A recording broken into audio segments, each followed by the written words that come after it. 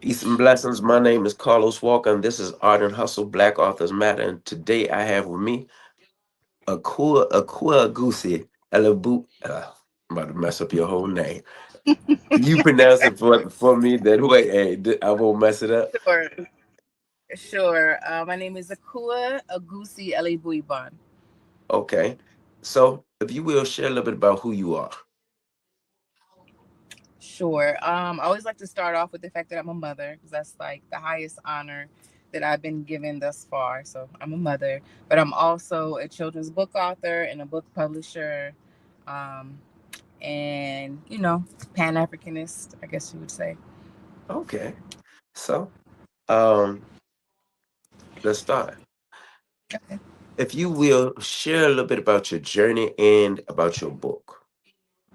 Sure. So, I would say I used to work in an African centered school, and something that I was finding myself doing quite often was like trying to revolutionize the curriculum that we were using, coloring in faces, crossing out words, things of that nature. I didn't have children at that time. I was in my very early 20s, if that. I might even been like 19, 18, 19 years old. So that was just something I was very aware of. Like, okay, there's a need for curriculum, there's a need for books that don't need to be turned up. They don't need to be, turned into an African centered book. Or I don't have to worry about subliminally, tarnishing this child's, self identity, things of that nature. So anyhow, when later I had my first son, and now I'm in the predicament of wanting to teach him about heroes, and he's just spotting Spider-Man everywhere. Spider-Man, Spider-Man, Spider-Man. So I was like, okay, I think he's ready, for some real heroes. So I started teaching him about Huey P. Newton, and he was so enthralled. He was so interested. And I was like, okay, because he was only like maybe 7 at that time. So I didn't know that he would be as interested. So it kind of made me, start writing some books for him in particular. So it's kind Okay. of just not even homeschooling, but some extra schooling at that time. So someone saw, one of the books and was like, you need to publish this. So I was like, yeah, I was like, it's probably too much, I don't know. So I shopped it around a bit, and I actually got some really good like feedback from some big publishers, and that kind of scared me because I was like, it was about Marcus Garvey. So I was like, why are, some of these big publishing companies interested in it? As I started doing some research, came to find that, eventually getting watered down and changing and just not looking the way I wanted it to look. So I decided to go the self-publishing route just to make sure that I could keep, what I mean, all The of the rights authenticity and to for it. exactly. So there was no time that at some point they could say, hey, this isn't moving the way we think it should move. We're going to go ahead and pull it. So I had some friends. Luckily, I had a friend who kind of took, I had friends who took every different angle of publishing. I knew someone who self published, I knew someone who got a publishing deal, someone else who was kind of doing like a, a print on demand situation. And so I just learned from each of them about their journey, and then decided I needed to create a company, not just for myself, but for if anyone else wanted to publish, but they don't know the ins and outs Hmm. and they want to publish quality works. So when I started going to different book festivals, I saw some books where the message was good, but I'm like, there's no barcode. The author's name's not even on here. Just little weird stuff. And I was like, okay, people need guidance. People need some help. A lot of times when someone has decided to write a book, they're just impressed with finishing the book. Hmm. And, some of the administrative stuff about, maybe having a Library Congress control number, they don't even know about. And now they've published this works and they're like, how do I get in the library? Then now they're learning about a Library Congress control number and now working backwards to go and get that. So I said, you know what? I want to create an avenue, not to take power from anyone, not even to gain capital, but just so that if you do want it done right, I can show you, I can guide you, I can help you to whichever extent you're interested so that you have the quality material with what it's supposed to have if you want it. So it's kind of how that started. So now, if you will, share about your books. Because Okay, we so know we know that there are I don't want to say just black oriented, but they are teaching history.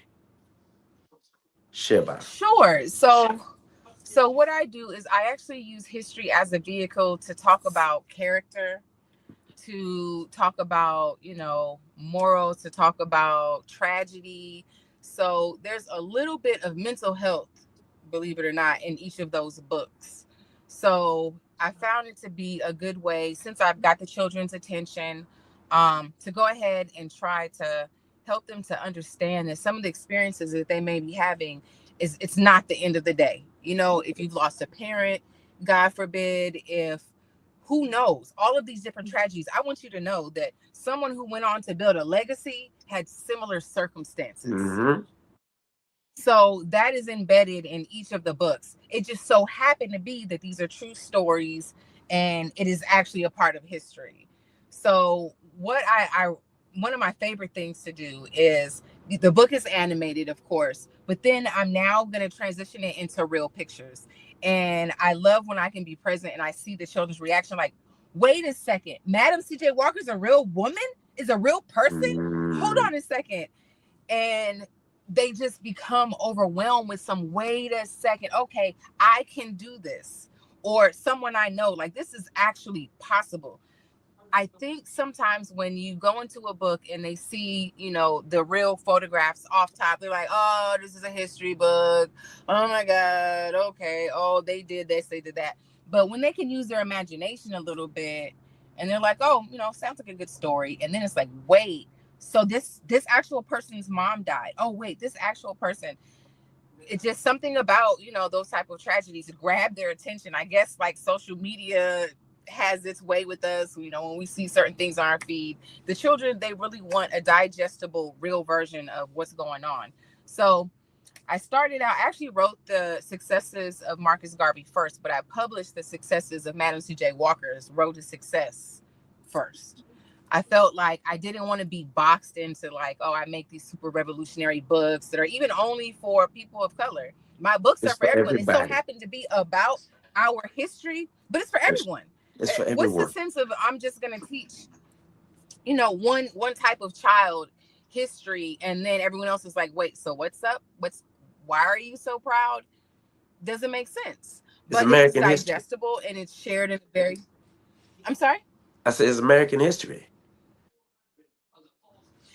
It needs to be shared in a way where it's not offensive to anyone. And our history is not offensive. Our history is what it is. So it's shared in a way that's very matter of factly, but it's not traumatizing. It's not, trauma bonding. This is what happened. This is the business aspect of it. It was thought to be as a business. And this is why these people were treated this way. Or these were the circumstances. This is how they got out of the circumstances.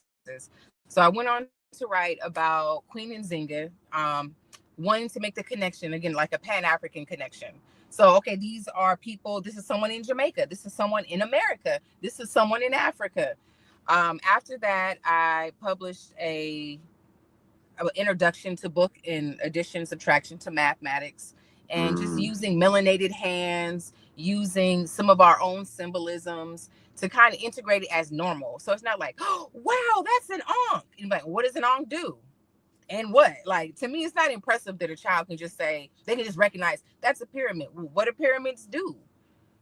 Why is that significant? You know what I mean? Who made it? How does it connect to you? So I have a glossary in the beginning of that book that go over the terms and definitions for the educator, be it the parent or, the teacher, so they can answer the questions and they can tell them like, wow, what you're counting, those are structures that are actually still standing in Egypt and blah, blah, blah, blah.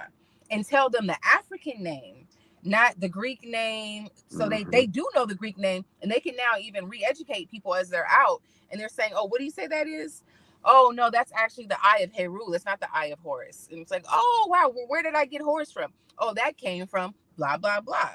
So that they actually feel the power in what they're talking about. Because rhetoric is going to get us as far as we're at. You know what I Mm-hmm. mean? Being able to just say, Nigeria, Egypt. Okay, you can say it, but what does it mean? What's happening there?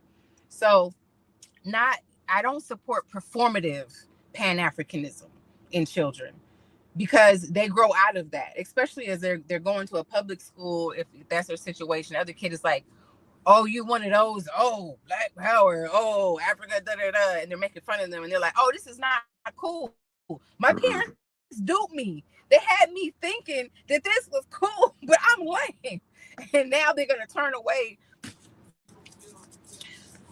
So feeling like, okay, I've learned all of these, again, essentially performative pieces of information that aren't useful, that now are coming back to haunt me because people are making fun of me. Especially as now on TV, the media loves to make fun of people who have knowledge, are educated about their history, and try to put them in a box, make fun of them, make it look corny. So it's important to be sure that you're still infusing that child being themselves, but just kind of blending it in there. You know what I mean? Like, well, for example, my daughter, she's light skinned, and she's always felt like she didn't have enough melanin.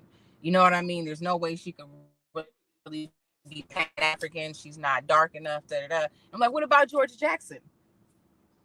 You know what I mean? Like, you're actually a little darker than George Jackson. Look at the business that he handled. Exactly. So I was able to connect it, and I was like, man, look. So then I pulled up a picture of his funeral, and I was like, look how many people who never even seen him in person came out to pay homage to this man based on what he taught them.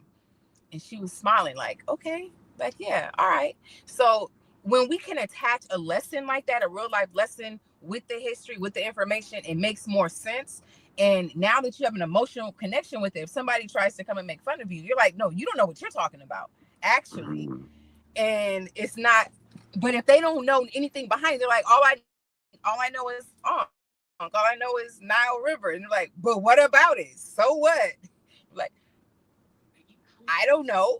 You know what I mean? So you could see them, dive head first into something else, some secular music and twerking and other stuff. So at the end of the day, they want to be accepted. They want to be cool. Being a teenager is really difficult. So, that's why I'm very intentional about the way I write information, the points that I'm focusing on, so they can find it relatable. Each book starts from that person's childhood. So I don't go directly into their impact. Whatever their childhood is, that's where we're starting from, so that that child can connect with them. Like, oh, he's a little boy like me, or my brother, or okay, I know a boy. Okay, I'm listening. What else? And then go on to whatever their legacy was. Because I think we tend to idolize too much and have like a hero complex. Like, well, who's going to come and fix this? You know what I mean? The savior complex. Who's going to save us? Opposed to like, I can't wait to see how I'm going to fit in. I know how Queen Nzinga, she proved herself, in a patriarchal system as a force that had to be reckoned with. And also because in society, they decide who they want to demonize. So a lot of our revolutionaries were demonized for defending us, for fighting back, for questioning things. And it's important for this system that we're a part of that they diminish the power in that. So of course they don't have more people coming up against them, right? So for us showing, okay, this is the true story that's always said of Nat Turner, of Denmark de Vesey. When you're one, especially because your children aren't dumb, they're like, so you mean to tell me people just willingly got handcuffed? People just willingly worked on these farms? No, let me tell you about Denmark de Vesey. Let me tell you about the business he handled. Oh, okay. Let me tell you about, there's countless people we never even heard of. Yes, they fought back. They absolutely fought back. They didn't just they just didn't, you know what I mean? That this was the blessing of all. Exactly. And that transitional period is very important for children to understand of why it ended. Listen, our ancestors was on their ass. And it was like, we got to rethink this, because yeah, people are wising up and people are getting dealt with. So, and business wise, this is making less and less sense. The upkeep is crazy. What are we going to do? So they can understand that it was business, not just all of a sudden someone woke up and they were humane all of a sudden. Oh, this is wrong. Because then now they still have the power. You know what I mean? They Mhm. decided we're human one day and we're not gonna do this to them anymore. No, No, that was not the case. that ain't how this click. You know what I'm saying? Your They didn't wake ancestors, up that fast. it didn't happen that way. And know that Mexico actually extended citizenship to enslaved Africans as well. And they migrated there and they developed some towns. So there's parts of Mexico where they celebrate Juneteenth. I didn't even know that until I started creating curriculum myself as an adult. But that made me just kind of look at allyship differently and knowing like, okay, in Liberia, in Mexico, and all these other places that people, when they found out what's going on, like, oh no, okay, that's not cool. Man, let's help you get your liberation. Let's help you reestablish. So I think museums, books like mine, documentaries, conversations are really essential to making sure that our children want to come and plug in and get information, get knowledge, decide you're going to go to college or decide you're going to learn a trade, but want to come and invest in something outside of just getting attention. You know what I mean? Like, we need some substance. You need foundation as a person to want to build legacy.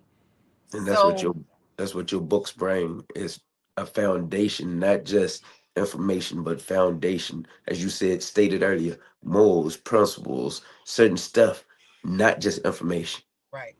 So if you will, Right. share the And talk names of your about their books. difficulties. Yep, Sure. you did Okay. state So that. I mentioned the success of Marcus Garvey, Madam C.J. Walker's Road to Success.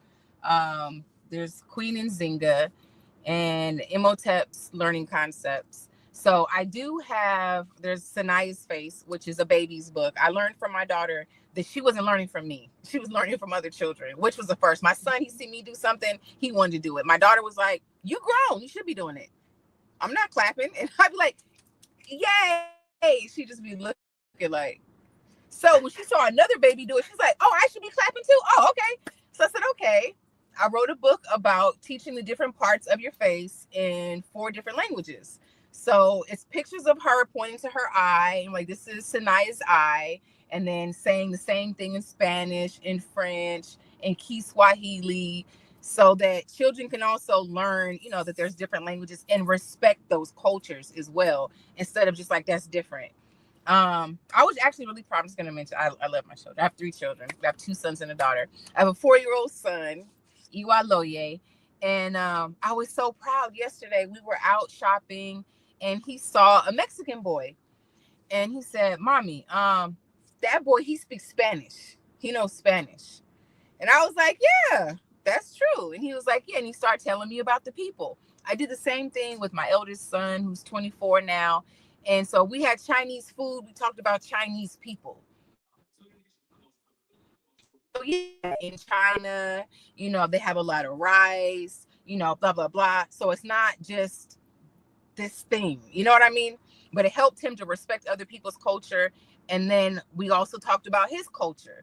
So that's kind of where the Sanaya's Face book came from. So I have another book, which is releasing, I would say, within the next month, and it's Sleep Little Baba. So that one is dealing with my youngest son, and it teaches Yoruba as well. It translates in Yoruba and it's written in English.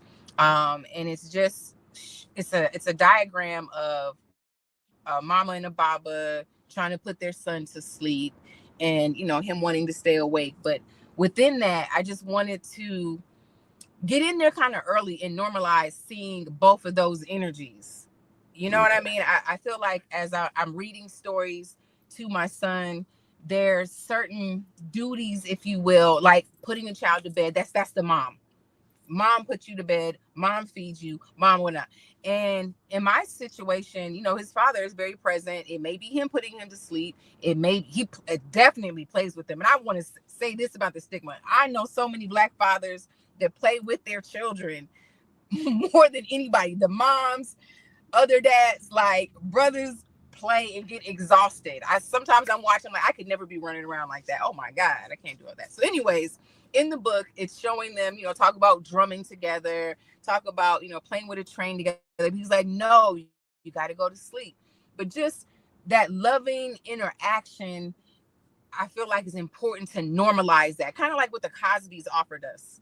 It Mm-hmm. wasn't like, hey, you can do this. It just, we're doing this. This is what we do. This is what some of us This do. is, You know what I this is mean? normal. So exactly. So when you're envisioning what your family is going to look like, yeah, you know what? Baba's going to help me, with my homework, or maybe it'll be mommy. It depends on whoever is who specializes in this subject. But even us as women calling on the Babas for certain things. Oh, you know what? I think your Baba would be a good person to help you with this. Let's get him over here on the line or call him over. But getting back on the same page as a team, because this whole men versus women thing is crippling. It's stupid. You know, not seeing the value in each other, not essentially at the root of it, love. Everything we're talking about today is love. Us loving ourselves, us loving, our journey, us loving the future enough to want to invest in it, and us appreciating each other enough, loving each other. You have So to when learn you to find love out, one another. you know what I mean? Loving yourself, knowing the value you add to a situation, knowing the value someone else is going to add to it as well. So at the root of it, all the books are about love. This whole everything we're doing is either adding on to love or making it complicated at the end of the day. So I hope to make it where we love all of this more, and it makes us have a better tomorrow. Not to sound too cheesy, but seriously, No. we don't think about what today is gonna do to tomorrow. You know what I mean? Especially like our youth, that bridge has just been stomped on and demolished, and we sitting here blaming each other when we were supposed, that bridge is like bringing someone over, right? Mm-hmm. So it's us extending and them being there to greet us and being thankful for the wisdom that we can show them. Well, there's so many elders that want to be the youth. They want to look like them. They're going after the same women or the same men. It's just they're competing with each other, opposed to like, this is what I learned. You know what I mean? So you don't have to go through that. Okay, this is what I learned, and it was great. Make sure you go through that. It can get you ahead. I want to see you win. I Information want. is supposed to go from elders through the middle stage or middle age, then to the next age to the youth. It's supposed to go down line and it goes up too because we also learn from youth. Like you say, you learn Right, from your daughter. But what we don't right, do, we too busy. Elders forget that they were young. right, So all they do is right, point finger and talk about how bad you was when right, they was just as bad when they were young. And right. it's a different time. Things did upscale a little bit. Mm-hmm. However, everybody been young and then did some mischievous stuff. Right. So before we go, I got a few things I need you to do. Let them Sure. know where they can find your book. Okay. And then two, I need a word of wisdom. For either it doesn't got to be from just anybody who's an author. It could be an artist. It can be anybody. I need that word of wisdom. Okay. So I would say, so akuawrites.com is my website. It's always in the link in my bio on my Instagram. So that's a good place to go. It's being revamped, but if you go there, you'll see. So there's that. That's where you can find my stuff. Word of wisdom, I would say that everyone is born with a divine purpose. And until you know what your purpose is to be open to finding out what your purpose is. Just keeping your mind open, keeping your eyes open, looking for signals, looking for subliminals. And because you're being guided, but maybe you're just not paying attention. Like we all need that why. Why am I getting up? Why am I going to work? Why am I studying? Why am I doing this? And that why might be the only thing that fuels you to get to success, to complete your destiny, find out what your destiny is. All of our circumstances are divinely, uniquely created to bring the best out of us. No Hmm. matter how harsh it might seem, no matter what it is, it's so that you feel that thing. Sometimes we don't really get a lesson and it doesn't become a part of our fabric until we can feel it. Things Hmm. that felt the good, like if we think, okay, what the top best three things ever happened to you outside the obvious, like, oh, having my children, da da da. No, experiences, it will take a lot longer than thinking of the three worst things that ever happened to you. You know those things. Oh man, this happened, when that happened. Oh my God, because you felt it and it stung. And so You learn some the of the lesson. things that are connected to divine purpose and had a sting with it. Because you know how it feels to be neglected, you therefore will never neglect the other. And Mhm. perhaps it's to raise awareness, perhaps it's to develop an organization or write a book or make a movie. Something is connected to that sting. So just remember, it's not that God doesn't love us, it's not that we've forgotten about, it's not that, I'm here to suffer, my parents don't like me, don't love me. It could be that you could not be who you're supposed to be without those Without. circumstances. And they were used as a vehicle, as a Come on vehicle. now. Preach. So they knew that it had to be those circumstances for you to end up being Malcolm X, you to end up being Marcus Garvey, is that you needed those. Marcus Garvey's father was away in his room reading emphatically for hours away from them. And it could be like, man, I wish he would play with me. I wish he would whatnot. That made him say, okay, what's up with these books? What's in these books? And they made him, it normalized reading and didn't make it where it wasn't cool. He picked up a book and was like, oh, wow, okay. And what he read was about his people suffering. It's like, okay, why are they suffering? What's going on? So, but I'm sure to him as a child, that was probably kind of traumatic. That was not cool. His dad was not available, but it created a legacy out of that. Mhm. That's what had to happen. So a lot of us dwell usually about what happened in our childhood. That's what Mhm. is holding us back in relationships or in our career, in our destiny. My mom never, blah, blah, blah. Okay, let me see what divinity is connected to that. Because of that, what am I supposed to be doing with that? What am I supposed to be doing? Because we're here for something. So that would Y'all. be my lasting message. One, I thank you for being who you are. I thank you for writing the books that you have wrote and empowering people is important. Thank you. What you are giving the youth, what you're giving adults, because I think adults need to read your books because whether it's in kid form or not, everybody, excuse me, everybody do not know this stuff. Right. So what happens is we all can learn. And two, uh, let them know what your Instagram page is. That way they can also go to your page, find you. Sure. So it's Akua, AKUA _rights, like a writer. I try to keep the same handle across all of the platforms. So if you put in Akua Rights on Twitter, on TikTok, or whatnot, then you'll be able to find me. And yeah, And thank you, thank you, thank you. I tell thank you everybody, for having uh, me. our ancestors are rolling in their grave with joy because Mm, what they couldn't do, we are doing. Writing, being able to read, do all these things. They was demonized and whipped and all types of stuff for doing this. And here we mm, are, we are doing it. So mm. kudos to you and continue to do what you're doing. God bless you in every endeavor you Thank you. do. And continue to be great. My name is All right. Carlos Thank you. Walker. You as well. My name is Carlos Walker. This is Art and Hustle Black Authors Matter. And this is Miss Akua Agusi Ella Elabuban. Kuban. Yeah. Peace and blessings. Thank you, All ma'am. right.